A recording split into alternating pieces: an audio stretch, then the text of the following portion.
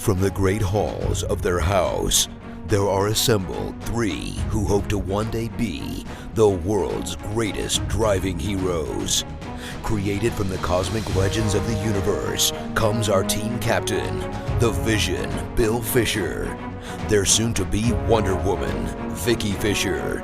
Our Captain Marvel and head flight trainee, Jennifer Skripchuk. And our Batman, the master of tools, gadgets, and all things mechanical, our mild-mannered soon-to-be billionaire, Alan Danvers.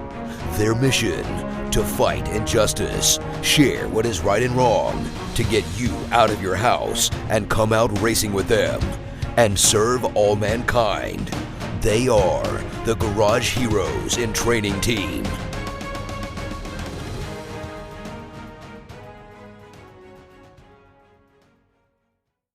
Dominating with Dawson. Captain's Log Supplemental.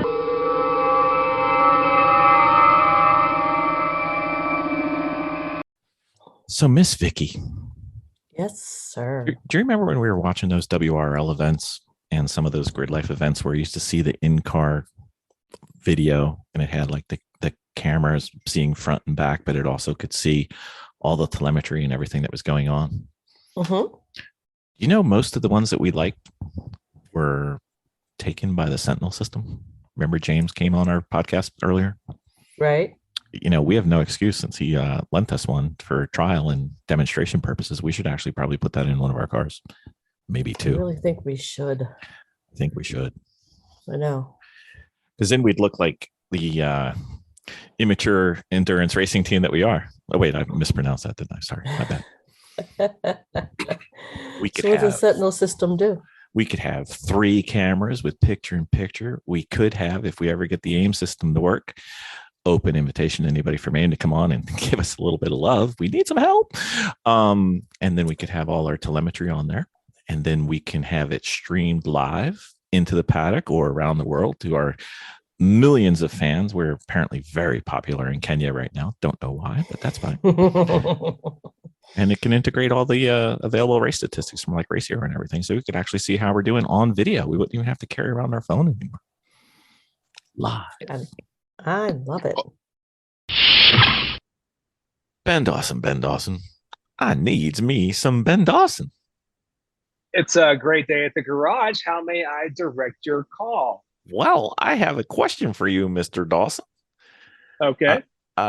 We've talked about it a few times. I think we may even have talked a little bit about how to not make it such a problem.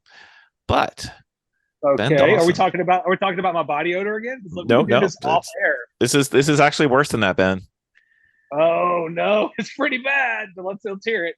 Post race hangover, fact or fiction? Man.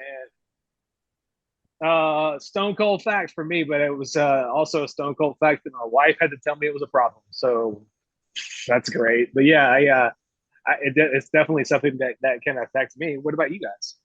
Miss Vicki? What's the question again? Welcome to the podcast. I'm sorry. Go ahead. I got sidetracked. Go ahead. Post race hangover, fact or fiction? Oh, absolute fact. Okay. Yeah. 100%. I have data to support this being a fact for you. Oh, One- good. 100%. And the fun thing is that sometimes it doesn't hit you till Tuesday, maybe even Wednesday, man. but mostly Tuesday. Vicki, the yes. last few races for you have hit you not only Monday but Tuesday and Wednesday. Yes, it has.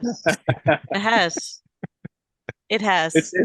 It's tough to be such a badass, you know.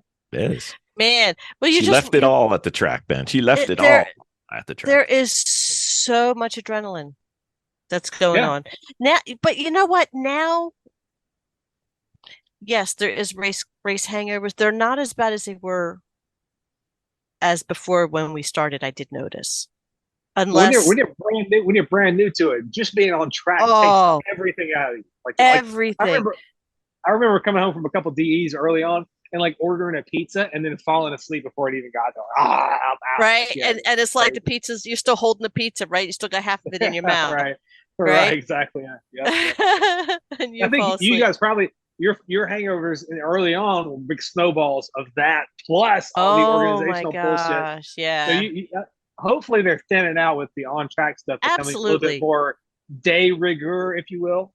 Hmm. No, No, They no, don't they thin out until actually have. Thursday or Friday. No, that was early on. That was way early on. Early on, I was knocked out till Thursday. It was awful. But I also had the freedom to do that. So, but now I notice coming off the track, yes, I'm tired on like Monday, maybe a little on, but it's not as bad as before because everything's much more organized. You're lying on the yeah. podcast. Yeah. I mean, no, but Well, serious, everything is way more organized. So the thing is like when it does come home, what you don't, our issue is just that we're just tired to do all the unpacking. But it's a miserable. Like it parking the is. trailer out there, it's all over. It's like, God damn it. And the thing is that Bill and I are like the hub for the entire team. So we bring it all. We're Well, kind of responsible for all of it. who told you to have like a dirt pit like hangar at your disposal? Nobody's like, hey, get you a spy novelist airplane hangar and then a race team. So it's Yeah. on you. No, You're not I mean helping, it's Ben. cool and Not helping. everything, but we work to get the stuff there, and then when we come home, we have to do all the unpacking and the storaging and all that kind of stuff. So, All right. there's a couple. I'm tired of hearing you lie about how it's done. No, But anyway, no. Sometimes it just gets unloaded in the hangar, and we just don't go to it for a while. Because you don't Like a long while.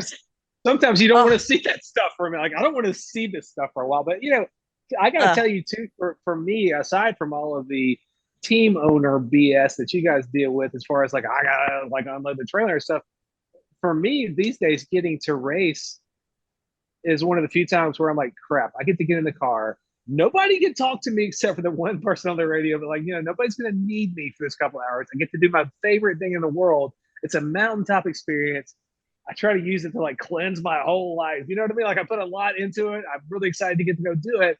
And then on the backside of that, you're like, well, fuck, I'm back to work and back to whatever normal situation I deal with every day. And that's part of the hangover for me too, at least in my own instance, is that boom, you're slamming off the mountaintop right back down to the kind of whatever stuff is the most mundane. Yeah, the things you don't like about your life are the Yeah. first things that are going to come up and hit you in the face when you get out of the car. Like, so there's that aspect of a post race weekend or post event hangover for me. And then if we've done well, sometimes the hangover is bigger because you've done well. Like I want to get right back to it and do that again, but you can't sometimes. Another one that's this Ben Dawson specific race hangover thing for me is I'm a big time introvert. So Yeah. if I've been to a race event, I've been doing my Ben Dawson acting like an extrovert act all weekend. So because people they're like, you're not an introvert, but I am. But the elaborate act of like being social all weekend and pretending like I'm really happy to see every single person when I'm really only happy to see about 10 people that I get to see at the track. You know what I mean? But No, I get it. Being social and nice and seeing 100,000 people takes it out of me on the other side. So you got the physical, mental side of all the things that you get to do when you race, but then on the emotional side, like I would come home, my wife would like, you come home and it's like a gloomy cloud all over you. And I'm like, yeah, because she's like, yeah, you've been around people all weekend and then you get home and you don't want to talk to anybody. You have a family, a house full of people who also need you to be around and be present. Right. You can't check out and recharge. At least that's a problem for me on the introvert side of things. Yeah, well, there's some people who that just energizes, and then there's others like us where it's draining. It pulls from us, and it's not that we don't enjoy ourselves in the moment. It just pulls on us a little bit more. You're right. You just we just live quieter lives. We live quieter lives. So, yeah, I mean, I totally get that. But the other thing too is, there's a whole reorganization and repacking that we have to prepare for, and just real life gets in the way so fast that it always feels like we're circling back and circling around to the organization and the spring cleaning of the hangars. because we have, one that is just deep. It's not, I wouldn't say it's deep storage, it's big storage. And then we have a working hangar.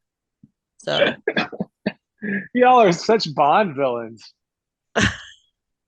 Where's the tractor beam? Which hangar does the tractor beam stay in? Depends on, are you talking the big tractor beam or the little tractor beam? Oh. Jesus Christ.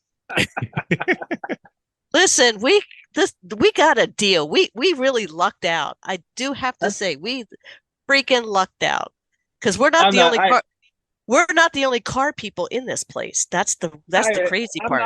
I'm not accusing Yeah. you people of being too cool or too fancy. I just think it's very super cool just to have hangars at all. I'm not.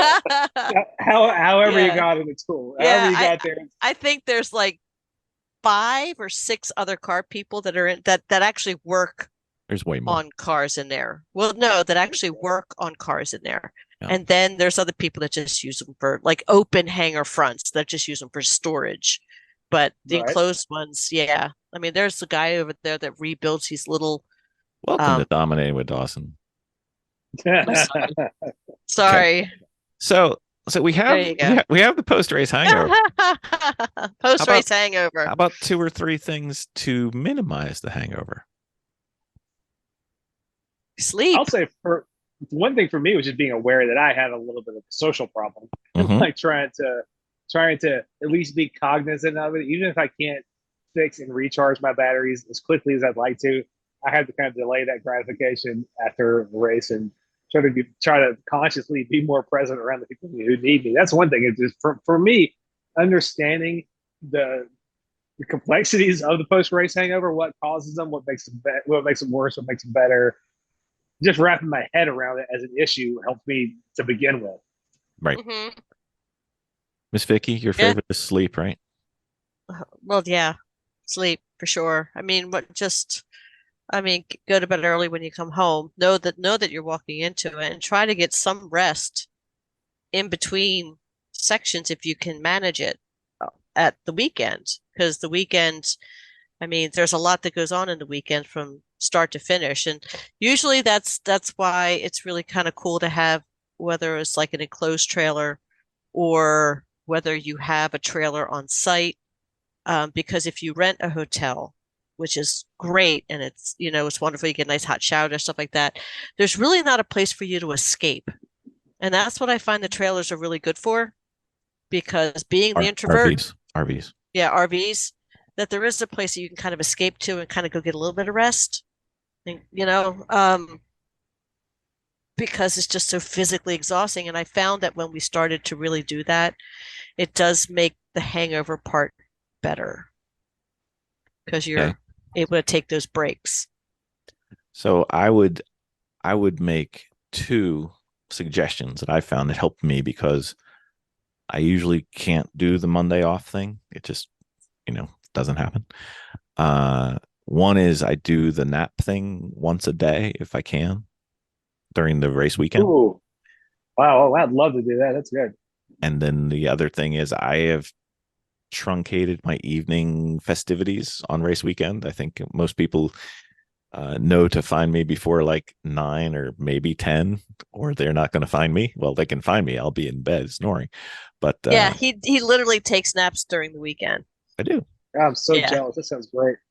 Yeah, a good 20 minute to a half hour, and then Bill's fresh and 20 minutes. Tail's perking, and he's ready to go again. That's right. So this is Perky Tail signing off for this Dominating with Dawson. If you have any ways of minimizing the post-race hangover, everyone would love to have these, because, it's almost like zombie week after a race week, especially if it was a good race week. So, yeah. So Garage Heroes in Training at gmail.com for your post-race hangovers. We know you have some fixes, some witch magic, whatever. It's fine. We'll take it. We'll do it all. Yeah. Hit us up. Thank you, everybody. Thank you. Thanks for having me.